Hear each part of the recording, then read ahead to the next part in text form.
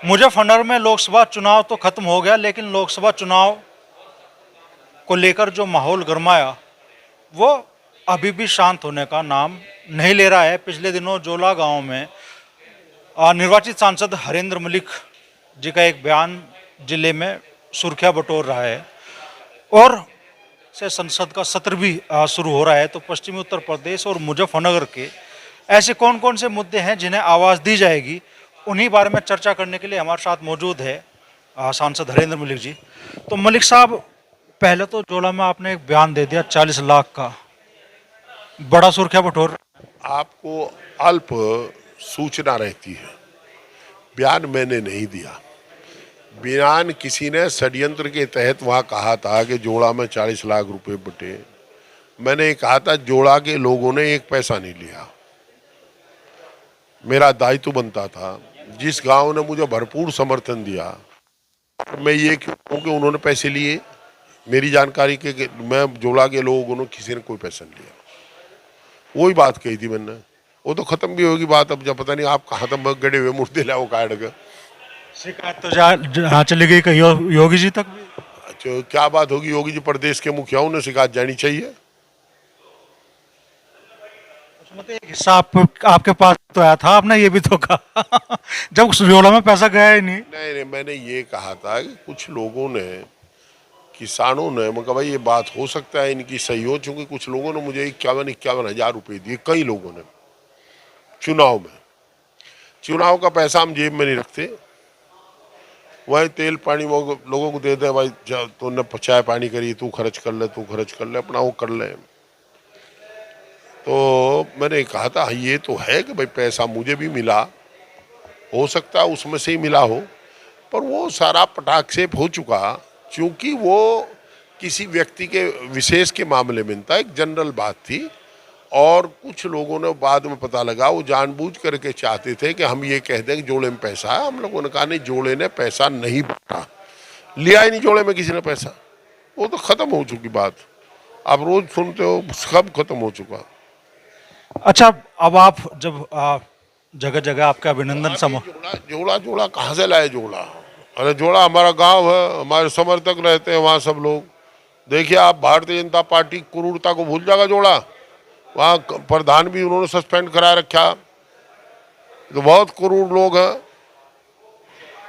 86 लाख का, 96 लाख का वो बता दिया सैनिटाइजर पी गए।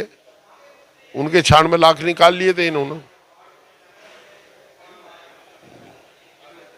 इन लोगों ने, सरकार ने, भाजपा का राज था, अब राज बदल जाएगा। अभी तो समय है बदलने में, जल्दी ही बदलवा रहे। बिहार के चुनाव तक बदल जाएगा। बिहार के चुनाव तक यूपी का राज बदल जाएगा? नहीं, यूपी का नहीं, मैंने कहा केंद्र का बदलेगा। केंद्र का?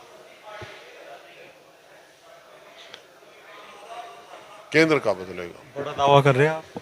दावा नहीं कर रहे, मैं कुर्ते से मारा मंत्री बनने खातर तू गहरा दावा कर रहे। अच्छा, अब जब आप जगह जगह आपका अभिनंदन समारोह हो रहे हैं, आप जा भी रहे हैं, लोग आपसे उम्मीदें भी कर रहे हैं, और अब जिक्र आता है आपके भाषणों में कि भाई 18% तो जीएसटी है, 2% रख रखाव का चला जाएगा, 4 करोड़ रुपए बचेंगे हर विधानसभा क्षेत्र के लिए, 80 लाख। लोगों की उम्मीदें कहाँ जाएंगे?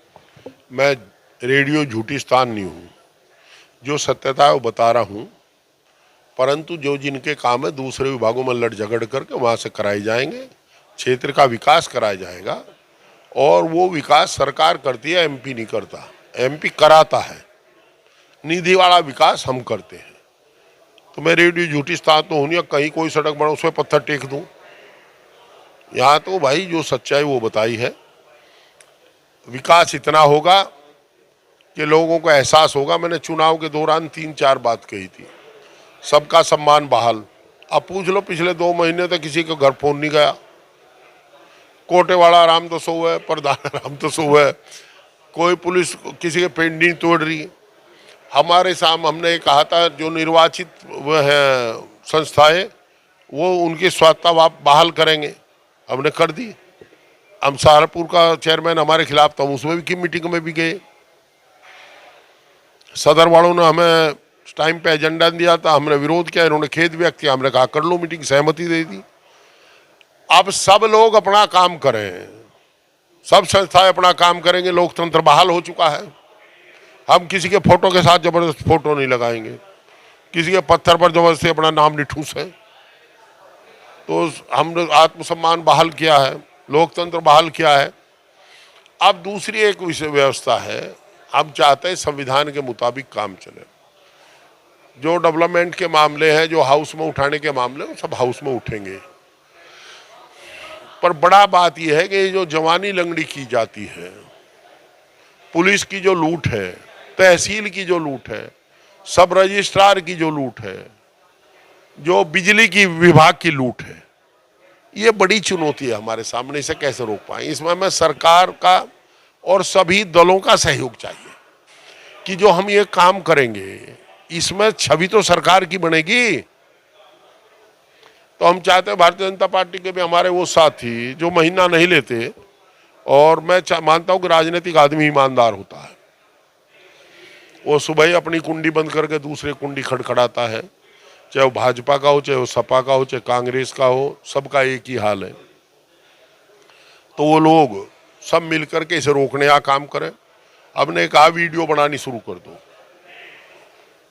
और वीडियो बना के हम आदरणीय मुख्यमंत्री कार्यालय को भेजेंगे, मुख्यमंत्री जी को भेजेंगे, प्रधानमंत्री जी को भेजेंगे, संघर्ष करेंगे, और जो दल अगुवाई करता हो उसके साथ हो लेंगे।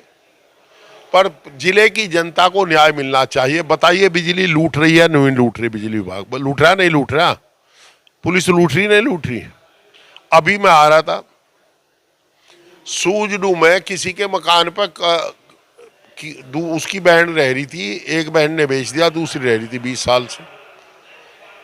थानेदार उसे जबरदस्ती खाली करवाना चाह रहा, अब इनने बेच दिया। भाई इनने बेच दिया, रह रहे, किराएदार खाली होगा अदालत से। एक दीवार का मामला, 10 मामले मेरे पर होना, इसकी वहला चौकी के लिए ये झगड़े के मकान खरीद लेते हैं लोग। हिस्सा थानेदार का सह हो जा, कब्जा थानेदार करवाओगा, पुलिस का काम है कब्जा कराने का। ये न्यायालय क्या कर रहे? आप अब पैरों में गोली मार रहे, एक सजा दे दी हमने, क्यों? अदालत क्या करेंगी? जो माननीय न्यायालय का काम है उसे माननीय न्यायालय करेगा, जो विधायिका का काम है उसे विधायक करेगा, जो कार्यपालिका काम उसे कार्यपालिका करे। हम यही तो चाहते हैं। एक दिन 1 घंटे में बिजली विभाग वाले छतेल लेते 1 लाख रुपए ले आए, और मजे की देखो, मुझे कहा वो एग्जीक्यूटिव इंजीनियर कौन थे मैं जानता नहीं, उन्होंने बेचारों ने तुरंत एक्शन लिया। जब मैंने फोन किया तो 1 घंटे पीछे मेरे फोन आने लगा, जी नहीं ये तो भले लोग हैं, इन्होंने उल्टे दे दिया, बना कुछ करवाओ इसमें। गांव के लोग सीधे हैं। तो भाई भाजपा वाले खामखा खुश हो रहे, भाजपा वालों छोड़ रही पुलिस। दूसरा एक काम है, हम चाहते हैं मुजफ्फरनगर नशा मुक्त रहे। आप शराब बंद नहीं कर सकते, हम भी नहीं कह रहे शराब बंद करो, जो लाइसेंसी है वे अपना ठेके चले, परंतु सुल्फा नहीं बिक रहा हर जगह, हसीस नहीं बिक रही हर जगह, सूखा नशा बिक रहा। अभी एक बयान आया, काली नदी पर सूखे नशे के ठेकेदार वो पकड़े, सप्लायर। भाई बाबूजी ने तो बता, ले जा कहाँ रहे थे, कहाँ तो लाए थे, किसे बेच रहे थे, वो तो नहीं पकड़ा इन्होंने नेटवर्क। अगर एक कट्टा वाला पकड़ा है तो 10 को उठावे। ये सवाल या निशान है। मैं आपके माध्यम से एसएसपी से मांग करता हूं कि जो काली नदी पकड़े गए, जिन्होंने पकड़े उन्हें सारा पता है, उन पुलिस वालों को किसे ये बेचते थे, वो नेटवर्क का है, सारे नेटवर्क को तोड़ने का काम करें। अच्छी बात है उन्होंने पकड़े, आई अप्रिशिएट, बट ये बुरी बात है कि उसके बाद आप बैठ के चुप।